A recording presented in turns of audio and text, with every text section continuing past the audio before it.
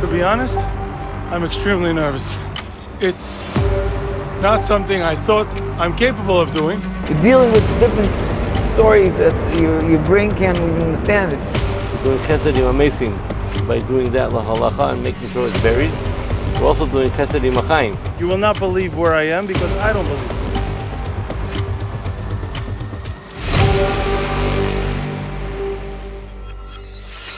This is breakfast. Breakfast for today. Hey, Todd. Breakfast. I don't think this is good for my breakfast. good. I need to be healthy all throughout the day. You know what happens? This guy likes this, and now we all have to suffer for it. We all have to eat it. This is the first time we had breakfast in a month. So, what's your name? My name is Simcha Greineman. Okay, where you from? I'm from Kiryat Sefer. And what are we doing here today? We're driving down to Gaza area. We're taking care of whatever remainings are from the terror attack on Simchas Torah. We're 6 weeks after. Is there still something to do there? For sure. We are collecting all the blood samples and all the tissue and bones, whatever is left in the cars, in the houses. Is that an accessory? Well, the Indians, whatever is left from a body, we have to make sure that everything comes to Gvura. But there's no bodies left. No, there's no Baruch Hashem, there's no bodies so left. first you took all the bodies, and now you're taking care of the. During the war itself, we could not go in and out all the time and stay in the area too long. Because there was still shooting and. Wow, it was still dangerous. Very, very dangerous. And I have a phone 24/7 on me. Because I drive an ambulance. Oh wow! And what else do you do, by the way? Basically, I'm a carpenter. That's my profession. Okay. I'm 25 years a carpenter. I have my own shop, and my shop is closed. By the way, my shop is closed already for 6 weeks. For over 6 weeks. Because I'm on this. I left my Simchas Torah, and I come every day. I go back for a few hours to sleep at home, so my family, my wife, my kids. Could be safe and calm that I'm coming home every day. This is my crew, and we leave every morning around 7 o'clock in the morning. And none of you have a job right now? Everyone closed their business. Ellie works for air conditioners. B'makom she'ein ish, you have to be a ish. Right. So in this situation, as a member of ZAKA for over 32 years, I know for sure that if I'm not going to be on the scene, not going to take achrayus for myself, I'm not going to be. I can't live with it, for sure. So that's the reason. What do you mean? You're not going to be boichel yourself for sure not being part of the whole situation. But for how long can you push like this? Exactly. So when you live your life with emunah, so parnasa is from Shemayim. Wow. And have you seen some miracles already? Yes, I saw a lot of miracles. Wow. HaKadosh Baruch Hu sends you parnasa.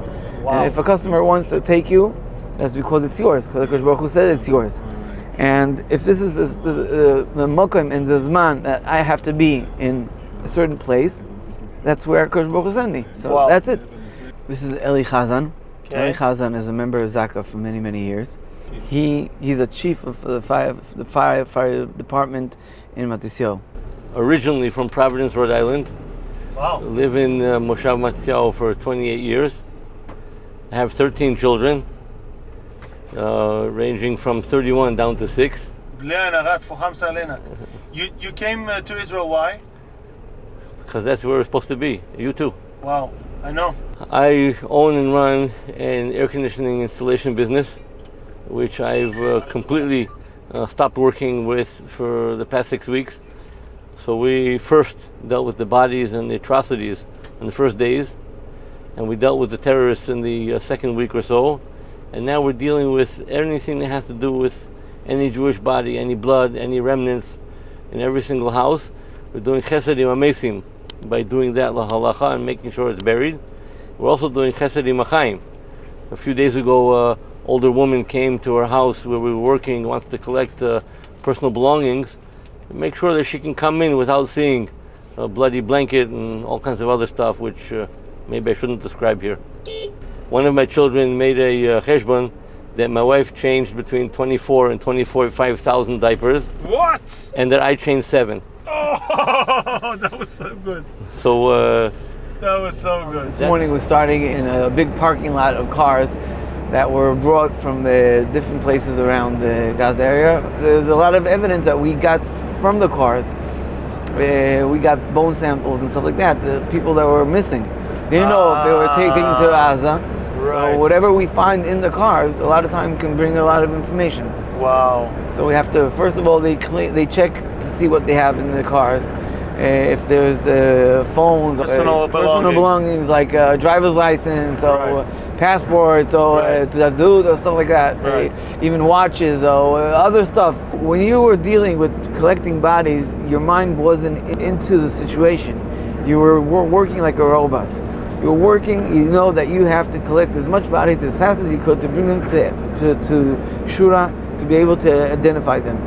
So as early as possible to get the bodies to Shura, you'll be able to identify from seeing the face or seeing birthmarks or tattoos or stuff like that. Because as the time passes, exactly, it's harder to the body identify. itself blows up, changes the face, changes different things happen to the body. So even if someone had a birthmark in a certain place, you're not going to see it anymore. The changes of the color of the skin could change really the difference of what they call. So as fast as you could and as early as possible, we try to bring the bodies. So there are people not identified yet. For sure there are. And now when we walk into the same house that you were working there, then you get all the flashbacks, and then you get hit really, really hard. And as a ZAKA member, you walk into the house that you're working over there, you're collecting bodies, you're collecting children, you're dealing with different stories that your brain can't even understand it.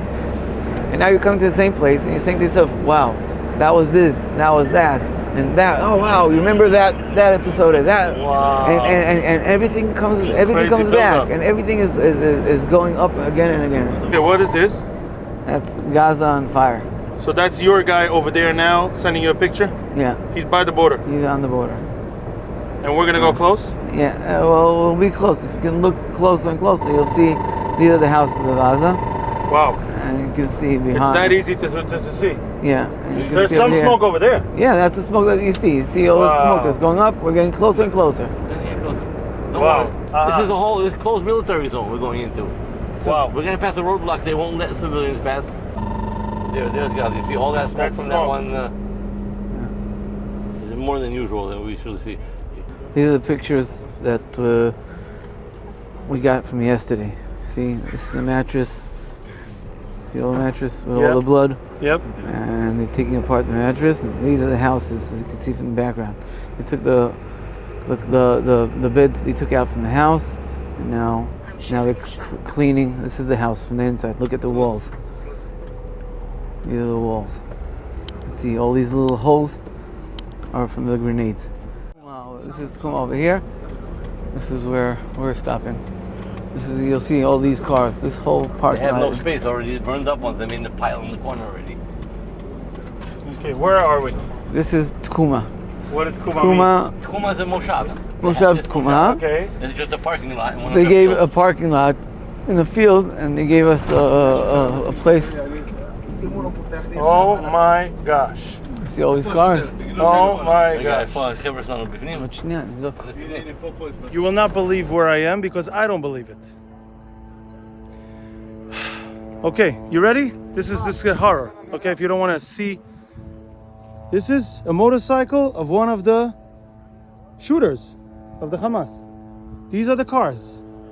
This is a yard where all the cars that were shot at and burnt with people alive or shot. This is the place. This is the place. It's endless. I don't know, at least 1,000 cars probably. I'm not sure. But this is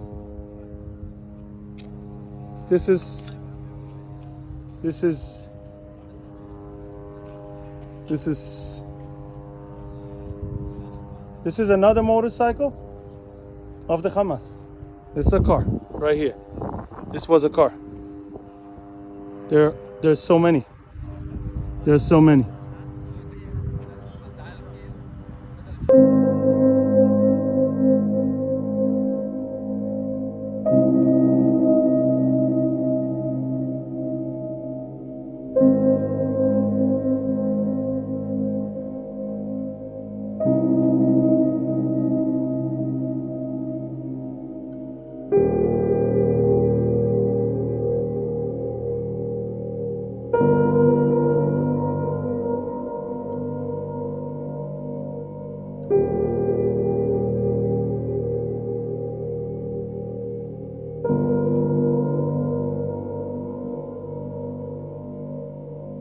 the Kibbutz Be'eri. That's the kibbutz that had the most people killed.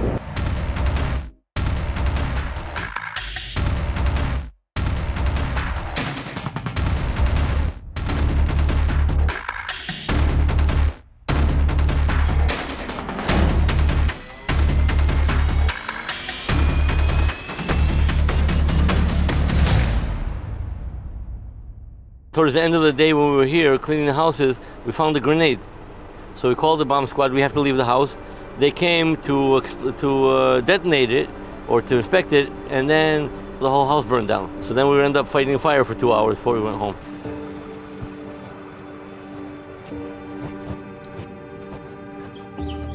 Here.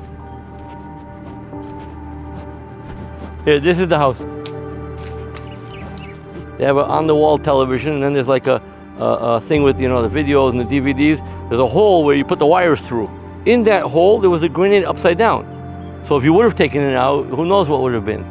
We saw it, we immediately vacated the house, and the bomb squad came by. I want to try to show you one of the mamads or something there. Watch out for the nails and stuff.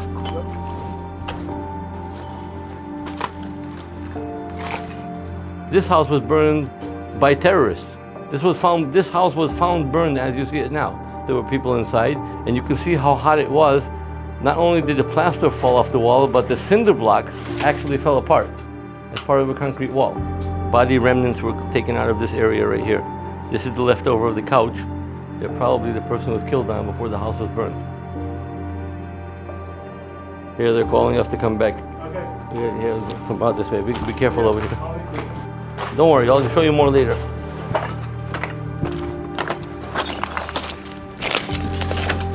We are in Be'eri. Yes. We got a special call for a special mission for a house in Be'eri. It was on fire, and we got one of the bedrooms, one of the rooms that we have work in there.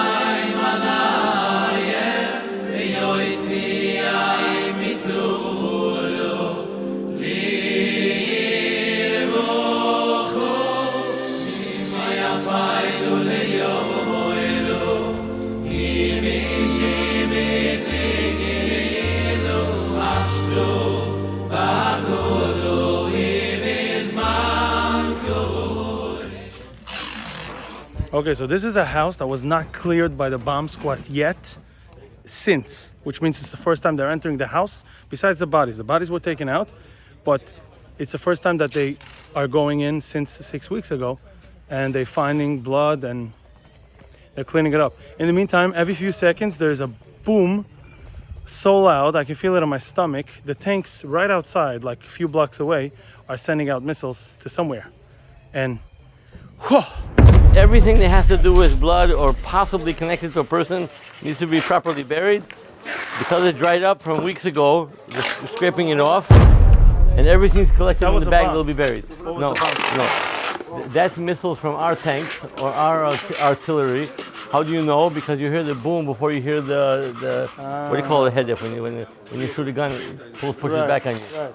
So you hear the boom first, not second. I got it. And then they'll use some wipes to clean it up. All the blood needs to be put into the bag. You don't know whose blood this is. It makes no difference at this stage.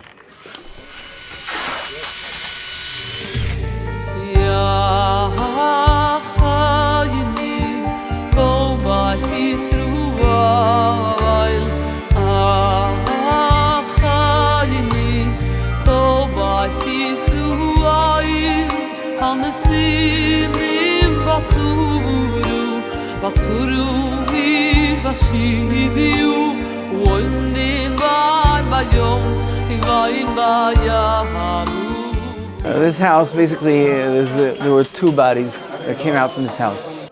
Every house in the country that was built in the past 20 years has a mamad. In this particular mamad here, we see we're cleaning up all the remnants. We know the daughter was here. We know there were 2 parents that were killed here, a man and his wife, and there, in that mamad.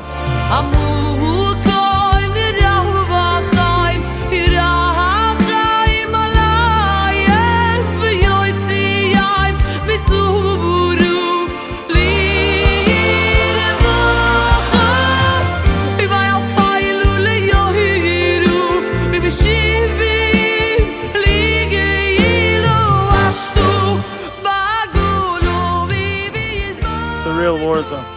They just found a Glock with full bullets, מחסנית מלאה. 15 bullets, just over here on the grass. And they found remains, so now I know what it smells like. The famous smell that they're talking about. It used to be so peaceful over here. 15 כדורים בפנים, מלא. וואו, מצאת אותו איפה? זה ישראלי או? על פניו זה נראה ישראלי, זה גלוק. מה אתה עושה? רק ישראלי. We think that an RPG missile came through the window because this door frame was completely removed from its frame long before anything was burned in here.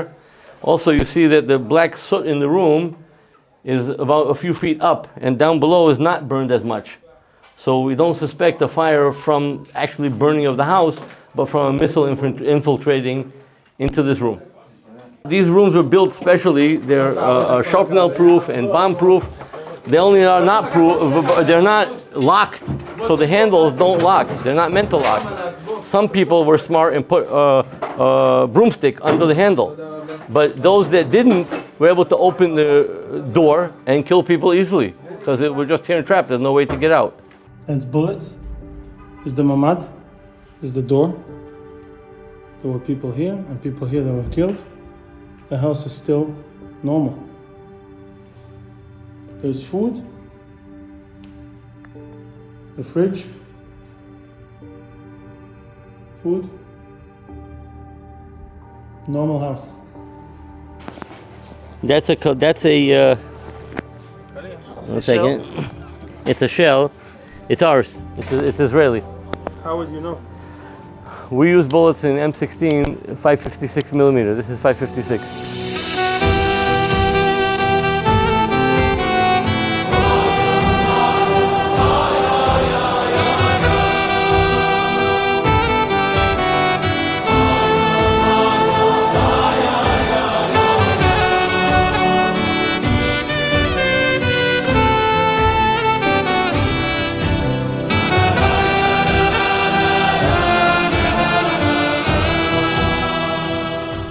רגע אחד ששבר אותי ממש, זה רגע שהייתי במסיבה ברעים, ביום ראשון. ויצא לי לטפל בגופה של בחור שאני מכיר אותו טוב. ובזמן שאני מטפל בגופה הזו, עם עוד 3 חבר'ה שלי מהצוות, אז אני מקבל טלפון ממכר שלי ושלו, מחבר משותף, הוא שואל אותי בדיוק על אותו בחור. מצב כזה, זה המצב הכי קיצוני שהיה לי בחיים. בגלל שמפה, זו הנקודה הכי קרובה לעזה, ביישוב. מפה הייתה חדירה הכי רצינית, ואפשר לראות שאנשים פה פשוט עברו גיהנום בתוך הבתים שלהם.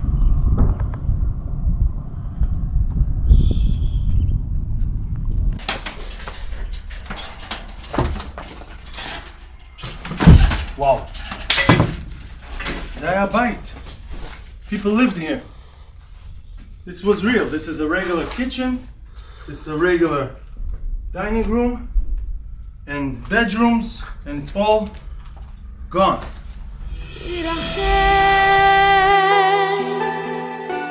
رحم نور شمال وكين ورخام